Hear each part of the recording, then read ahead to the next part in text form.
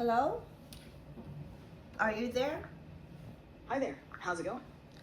So I need to buy some soil for my tuber of tulip today.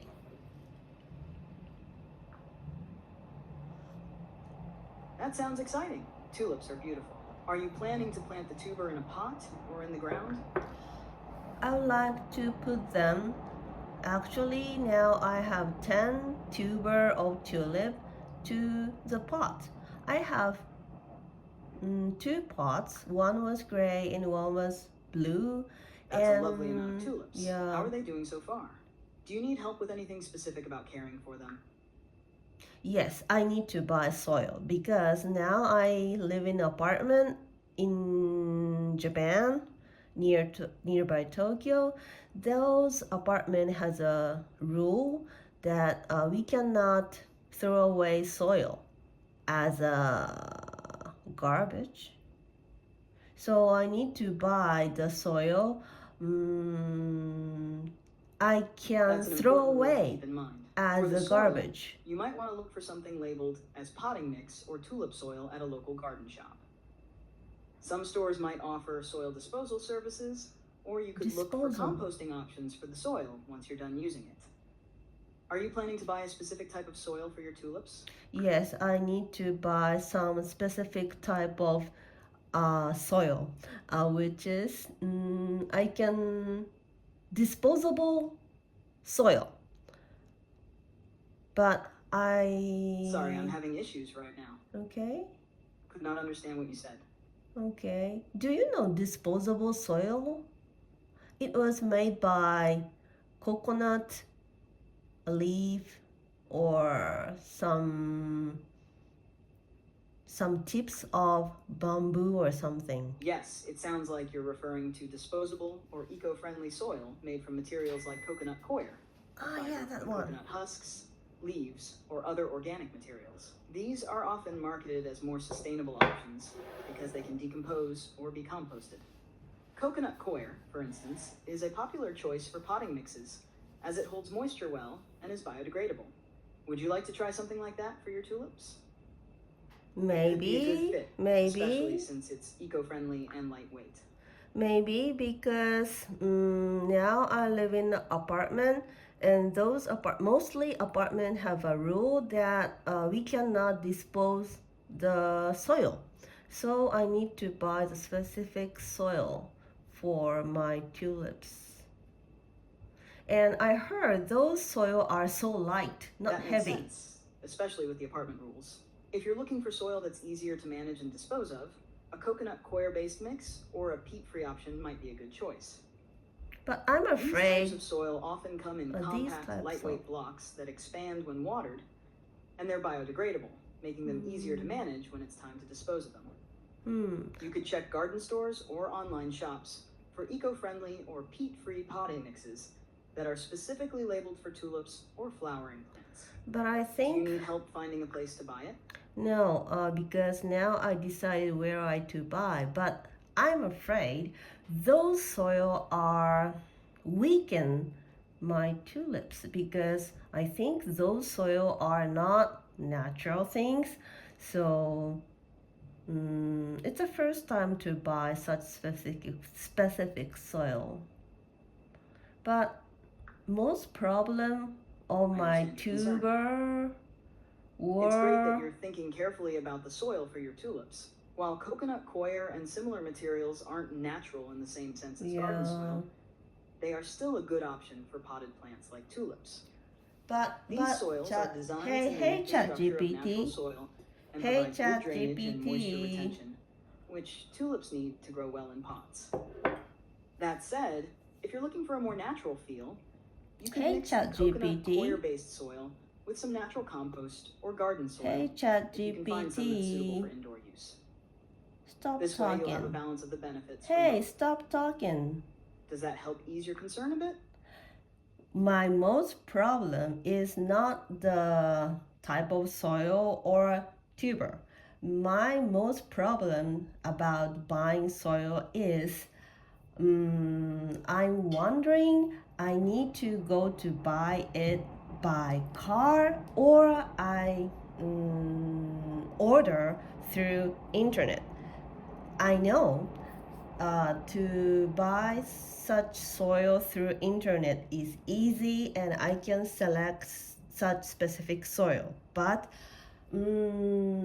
I have a car license, a driver license, but I don't like driving. So if I don't buy the soil by the car on the local shop, I lost the chance to drive my car. Does that make sense? It sounds like you're in a bit of a dilemma between convenience and the opportunity to drive. Yeah. If you don't enjoy driving but want to use the car, Yeah. maybe you could combine it with something else you need to do nearby. That way, the trip feels less like a chore. On the other hand, ordering online is much easier and can save you time. Some online stores even offer delivery, so you wouldn't need to carry heavy soil yourself. That's right. What are you leaning toward, taking a drive or ordering online? Yeah. I found some cafe It sounds like you're still weighing your options. Book cafe. If you're leaning toward the drive, maybe you can pick up a few other things while you're out to make the trip feel more worthwhile. Yeah, on the way of driving, maybe I found a cafe. Maybe I found a cafe. Maybe I found a cafe from the local store. If you found a cafe, you could combine the trip to buy the soil with a relaxing break. Maybe you could enjoy some time at the cafe after picking up the soil, which would make the drive feel a bit more rewarding. Yes, because what kind of cafe did you find? I parked my car at the local shop and maybe I can go buy food to the cafe. That cafe is very interesting because it's built in the very old apartment group, and that store has books and some paper crafts and some plants. And I heard that store provide us pudding à la mode. Pudding à la mode is a French.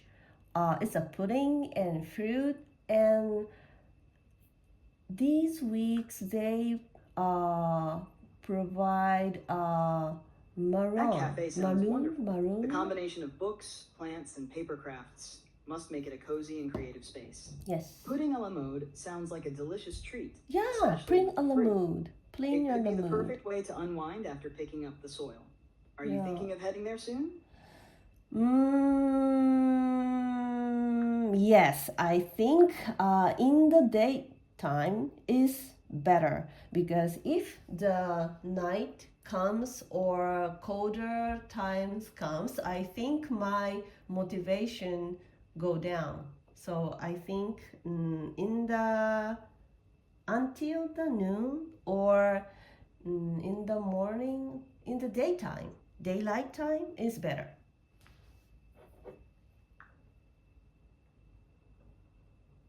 That makes a lot of sense. It sounds like a perfect plan to enjoy the cafe while it's still daylight and warm. It could be a nice boost for the day. Do you have a specific time in mind for heading out? Yes, maybe before 12. Before 12. That sounds like a great time to go. You'll have the whole morning to enjoy the cafe and everything it offers. Are you looking forward to trying the pudding a la mode? Or is there something else on the menu that caught your eye? That's a good question because I don't like to eat lunch or dinner and outside, but actually I don't like pudding. I don't like the taste of custard, but the visual of pudding à la mode is very nice. So if I see the menu on, if I see the print a la mode on the menu, maybe I order, I order it. It's great that you're open to trying it, even if you're not a big fan of pudding. Yes, The I'm not visual a big appeal of fan of pudding a la pudding. mode is definitely a big part of its charm. Since you Mm. prefer not to eat lunch or dinner outside, Mm-hmm. maybe you could just enjoy the atmosphere and have a drink or a light Ah, snack. yes, I can enjoy That way, atmosphere. you still to experience the cafe without committing to a full meal. Yeah, What else do you think you'd enjoy there? because actually I want to enjoy atmosphere at cafe, not food. Because I think I love the That makes a lot of atmosphere sense. and Sometimes the atmosphere of a cafe is just as enjoyable as the food itself. With the books, paper crafts, and plants, it sounds like the perfect place to relax and take in the surroundings. yeah. You could bring a book, or just enjoy the quiet ambience. Are you thinking of bringing something to read, or just soaking in the vibe? That's a very big big question for me because I always wonder which book I will bring to the cafe or go to the travel because I cannot choose the very thin books, a thin book, because if I choose the thin book, I'm afraid maybe I regret why I choose this book because I think I read over. No, I end to read such thin book. But if I choose the thick book, um, yeah, in this case, I will go to the cafe by car so I don't feel the heaviness. It sounds like you're in a bit of a dilemma when it comes to choosing a book. Dilemma. On one hand, you don't want a thin book that you'll finish too quickly and regret. Yeah. But on the other hand, a thick book might feel like too much for a short visit. Maybe you could aim for something in between. Something long enough to get into, but not so thick that it feels overwhelming. Have you considered bringing a book that you've been reading for a while? Something you're already halfway through? That way, you don't have to worry about finishing it, and you can just enjoy the reading experience. Actually, I have Would that work for you? Actually, I have a lot of book. I read it on the way. Sorry, I'm having issues right now. Okay. Could not understand what you said. Okay, actually, I have a lot of book. I stopped the reading. I pausing the reading. So I cannot choose. It sounds like you have quite a collection.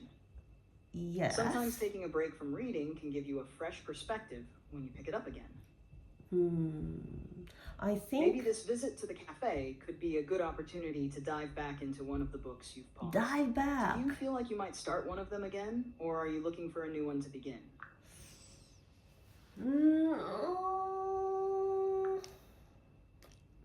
Maybe I want to read a new one because few days ago I buy or I download the sample of Chocolate War.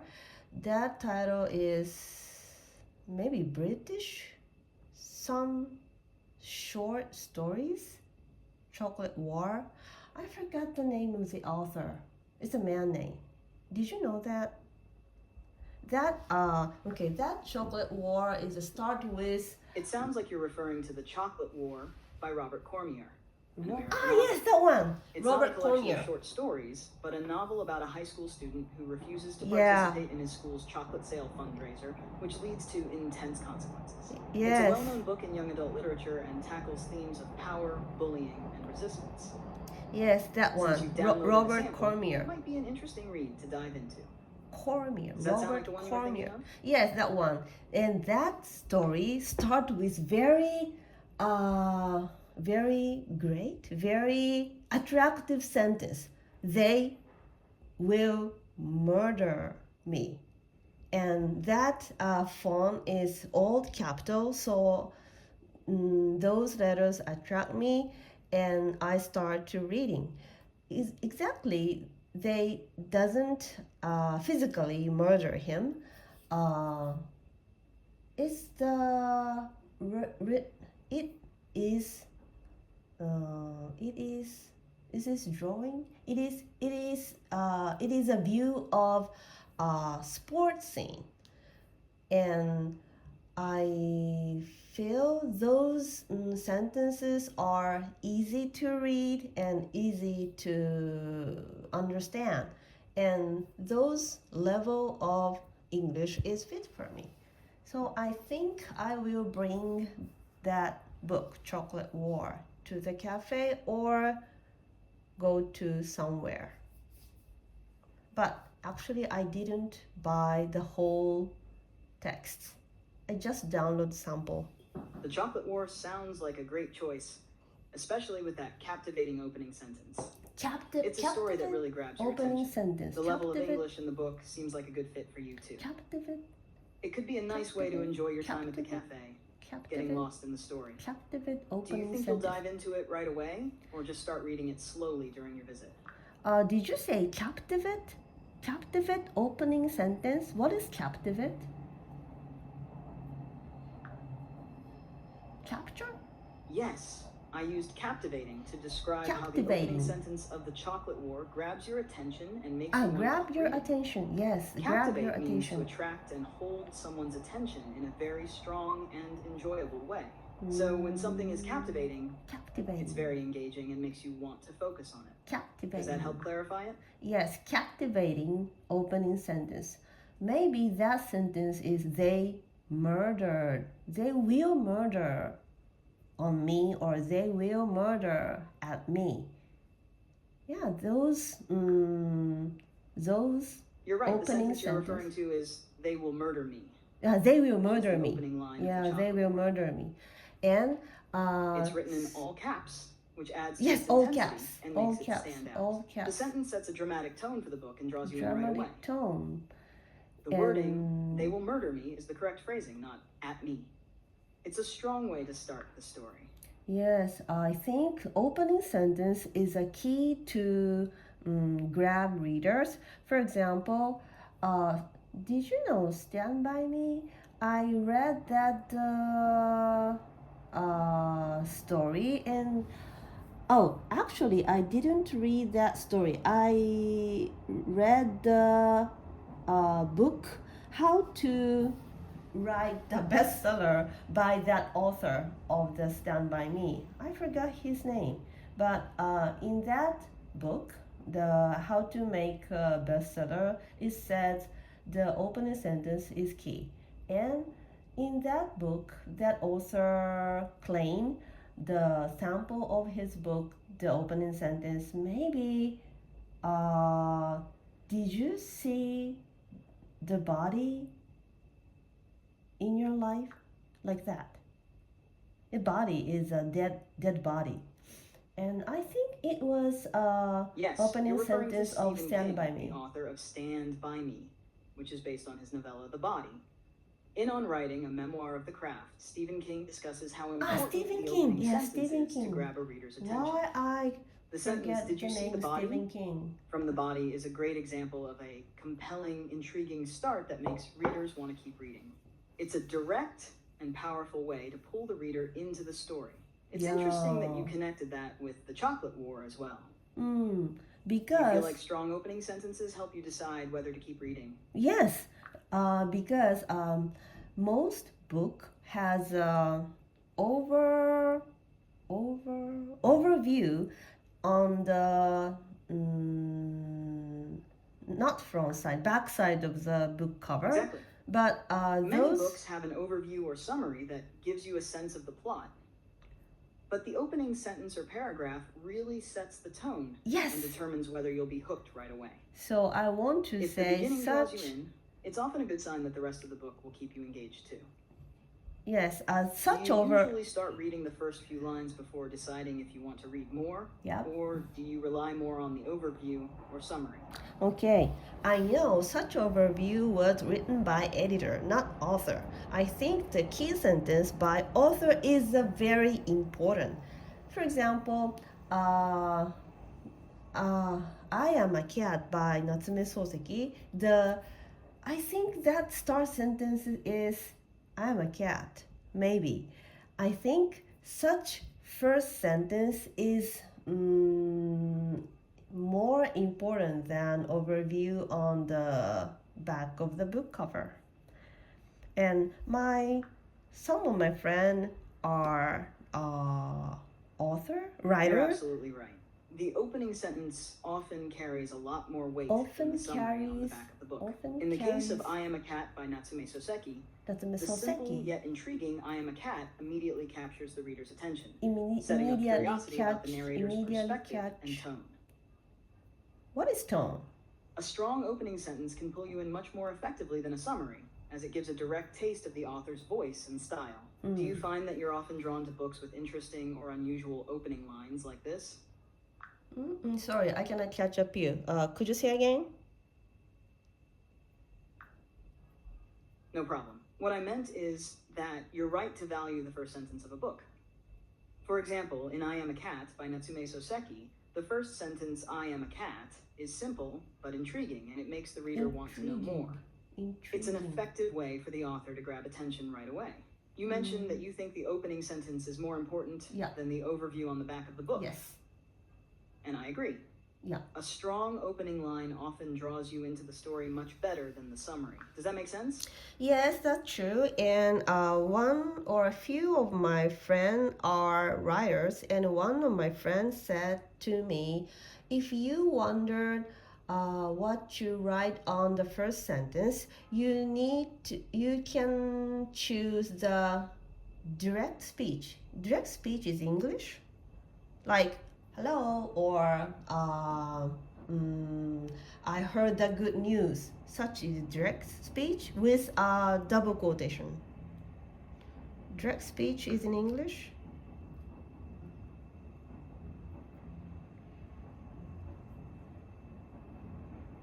That's a great tip from your friend. Direct speech can be a strong way to start a story because it immediately places the reader in a conversation or situation. Immediately. It grabs attention by introducing an action or dialogue, which can make the opening feel more dynamic. It's like starting with something dynamic. Engaging. Have you thought about trying this approach in your own writing? Yes, I think you're right. If I start with direct speech, reader can reach the what did you say? Reach the dynamic situation directly. So I don't have a starting with direct speech can pull the reader right into the action or conversation. Pull the reader. It creates a sense of immediacy and gives the reader a clear glimpse into the situation. Clear glimpse. It's a powerful way to build interest right away. Do you have any stories in mind where you might want to try starting with direct speech? Actually, I don't have a chance to write sentences, but sometimes I need to write the overview of my book. So that makes sense. Even if you don't write often, having a few tips and techniques in mind, like starting with direct speech, can make the process easier when you do need to write. If you ever feel like writing something, even a short story or a few lines, it could be fun to experiment with these ideas. It could be fun. Would you like to try a writing exercise or practice using direct speech in a sentence? No, actually, the fact I had already wrote some sentences for my books to write overview. And such overview start with the one sentence direct speech. I think, as you said, direct speech, starting with direct speech can grab the reader and pull the reader to the direct position dramatically.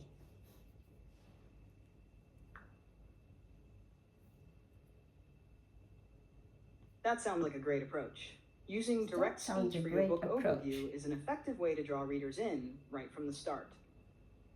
It immediately creates a sense of involvement and curiosity about what will happen next.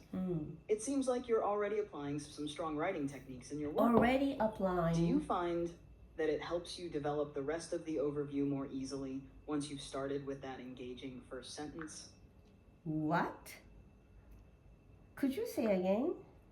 Sorry if that was unclear. I was asking if starting with direct speech makes it easier for you to continue developing the rest of your book overview. Since you've already used it in your writing, does it help guide you through the rest of the process? What the rest of the process? What process? The rest of the process of writing the overview itself. Once you've started with a strong first sentence using direct speech, does it help you know what to include next in the overview, like the main themes or plot points? It's about how the first sentence helps shape the direction of the rest of your writing for the overview. Does that make sense?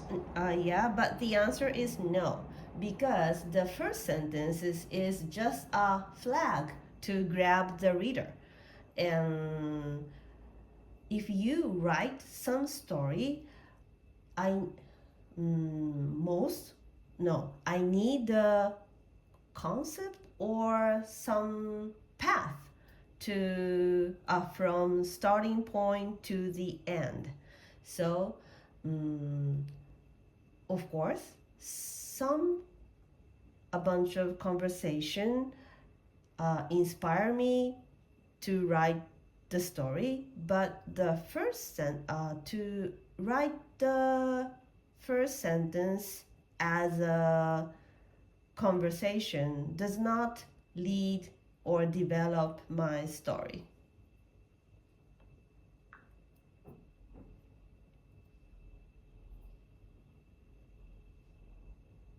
I understand now.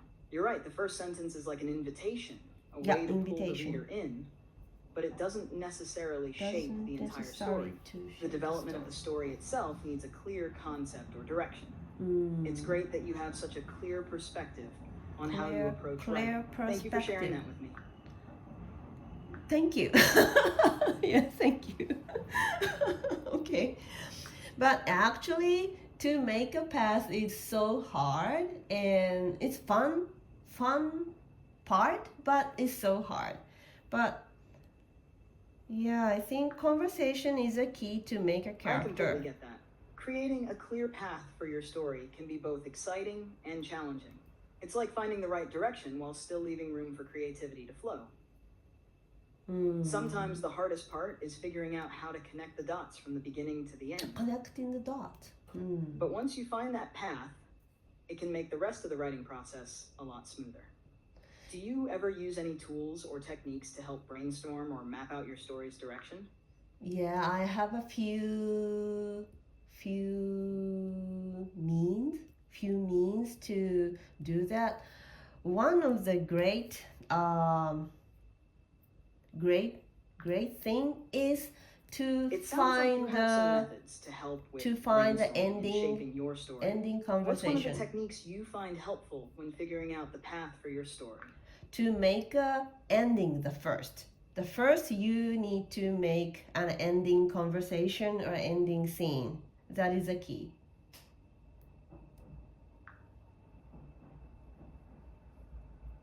That's a great approach. By starting with the ending, you can guide the rest of the story toward that conclusion. It gives you a clear goal, making it easier to figure out how the characters or plot should develop along the way. Do you find that the ending changes as you work on the story, or do you stick closely to the initial idea you had for the ending? No, I don't change the ending, because if I change the ending, the whole stories are changing. I cannot build episodes and characters. So if I choose or if I make a ending, I never change it.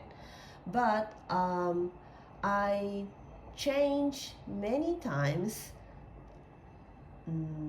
through to reach that goal. That's a solid strategy. Keeping the ending fixed helps maintain consistency and direction throughout the story. Keeping ending fixed. Yeah, it must also give you a sense of stability as you work on the rest of the details. I can imagine that with the ending set, the process of developing the middle parts becomes a lot more flexible and dynamic. Yeah. Do you find it easy to visualize the ending, or is that something you work on a lot before it feels right? You mean, am I easy to image or figure out the ending. Sorry about the confusion. Okay. I meant to ask, do you find it easy to imagine the ending clearly? Or do you spend a lot of time working on it until it feels right for the story? For me, to imagine the ending scene is easy because it's more intensively or direct to my cognitive something.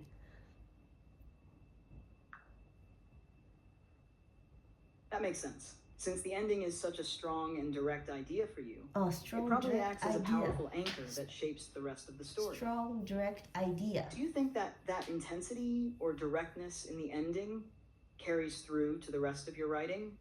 Or is it something that you balance out with the development of characters and events?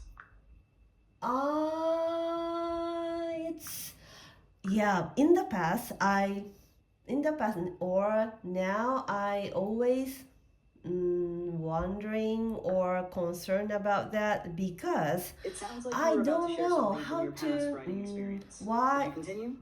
I'm curious to hear how you've approached it in the past or Yep. how you handle it now. Handle, yes. Actually, I don't know why Got it. my characters can So, speak. How do you handle it when writing the rest of the story? Especially when you Yeah. already have such a clear idea of the ending. Do you start from the end and work backward? Or do you build up to it gradually as you write? Actually, I think I want to know how to express both tires, both wheels, because ending and characters, character, character, and ending is a both will to run the story. Do I make sense? That's an interesting way to put it. Thinking of the characters and the ending as two wheels that drive the story forward. A two-wheel drives the Balancing story. both of these elements can be challenging Balancing but crucial those for a strong elements. narrative. Balancing those One elements. approach is to let your character's development naturally lead to the ending you've envisioned. As the characters grow and change, they could guide you toward the conclusion, making it feel earned. Another way to approach it is to keep the ending in mind as a goal, and then design your character's actions, decisions, and growth so that they ultimately align with this end. This can help make the story feel inevitable, where the outcome feels like a natural result of everything that came before it. Do you find that you need to constantly adjust the characters as you work through the plot? Or does the ending shape their journey more clearly from the start? Could you say again? I cannot catch up with you. Could you say again? Sure. What I meant is that the characters and the ending are like two important wheels that make your story move forward. The characters grow and change throughout the story, and this change can lead to the ending. One way to approach it is to let your characters develop in a way that makes the ending feel natural. So as they grow, their actions can guide the story to its conclusion. Another approach is to think of the ending first, and then create characters whose actions lead to that ending. This can make the story feel like the ending was meant to happen, because the character's choices fit that outcome. Do you usually adjust your characters as you go, or does the ending shape how they act from the beginning?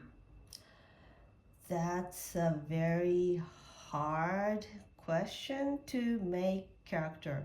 Actually, now I wonder why my character, whose name is Tohaku, why he had such ambition to write the to be as an artist in Kyoto, because he had already success his career in local place in his hometown, but he cannot give up his ambition.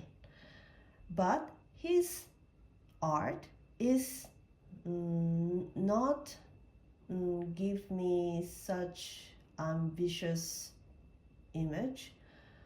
But actually, he. It sounds like Tohaku's how inner to say? conflict is key to his character development. Yeah. His drive conflict. to move from local success to something bigger in Kyoto could stem from various sources. Perhaps a desire for recognition, a longing to prove something to himself or others, or a deeper sense of dissatisfaction with his current achievements. If his art doesn't seem to match the ambition you're envisioning for him, this could actually be a powerful aspect of his character. Maybe his work reflects his internal struggles, showing how he's torn between his current success and his ambition for something greater, but he's unsure whether his art can truly take him there. You could explore why his hometown success isn't enough for him.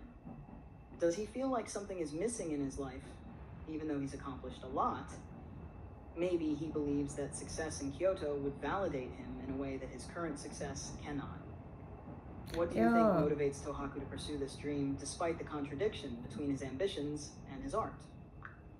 Yeah, that's true, because in his local art, no, as I see his art drawn in the local place, those are only Buddhist art, and very small size and very in the detail.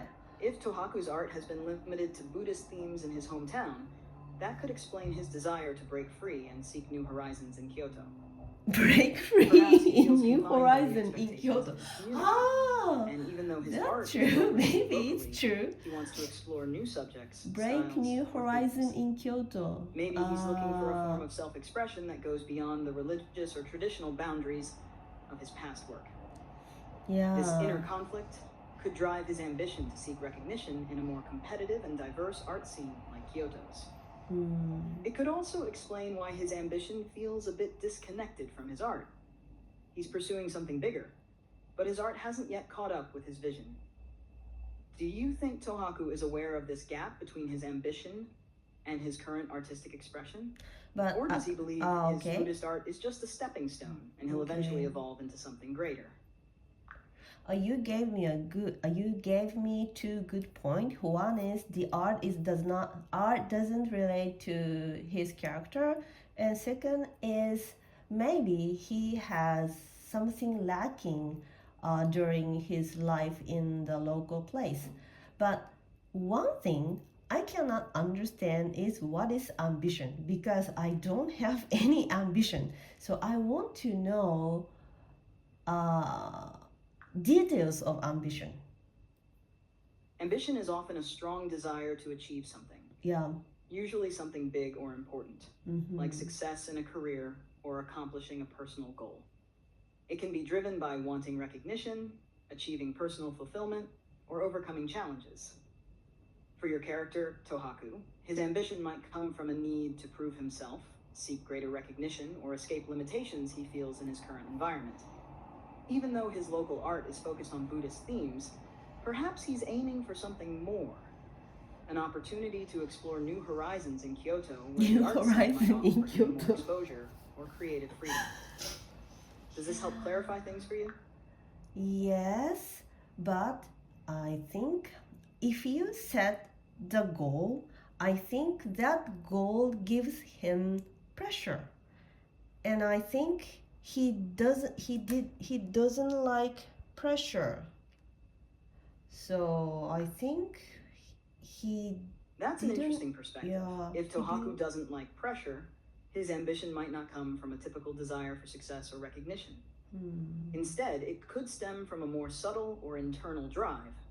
Perhaps a search for personal growth, a need for expression, or the desire to explore something new without the burden of external expectations.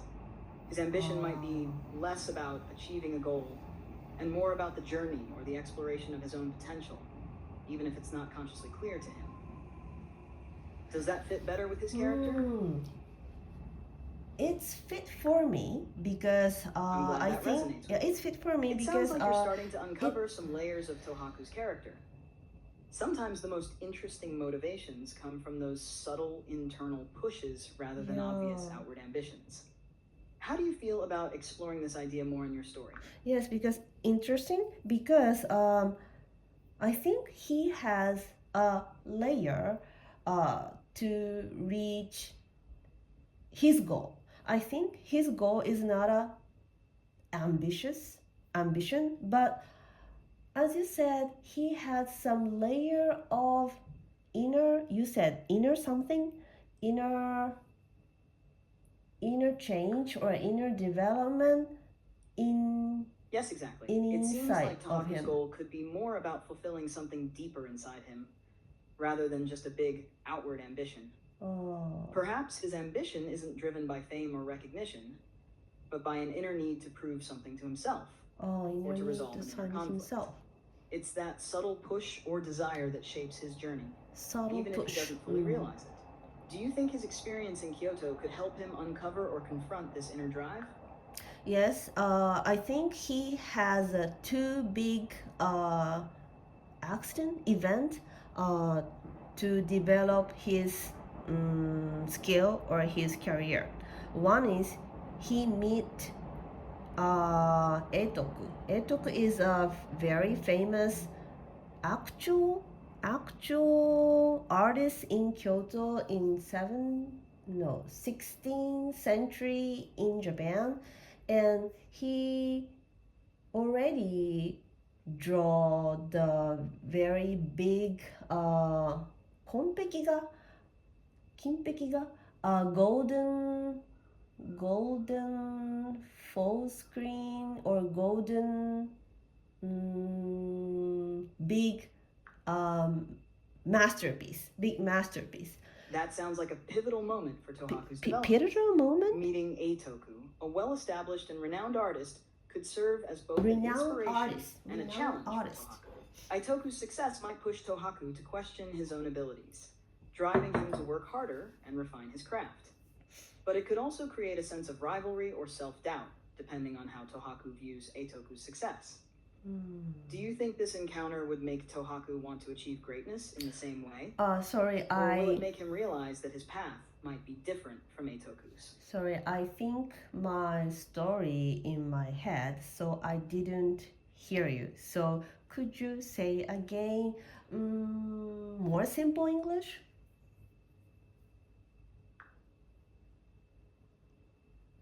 No problem. So meeting Eitoku could be a big turning point for Tohaku. Yeah. Eitoku is a famous artist, so this meeting might inspire Tohaku to improve his own skills. It could also make him feel unsure about his own abilities, especially if he compares himself to Eitoku. Yeah. Do you think this encounter will make Tohaku want to be as successful as Eitoku, or will he find his own way? I think he found his own way, especially in black ink art, because Eitoku can draw black ink art, but he is not very good at to make a gradation. That sounds like an interesting direction. Tohaku might find his own voice in black ink art, setting himself apart from Eitoku's style. Perhaps Tohaku's experience with black ink art represents his own struggle or search for identity. It could even be a way for him to express something deeper that he can't put into words. Do you think this new path will come easily to him, or will he face challenges along the way?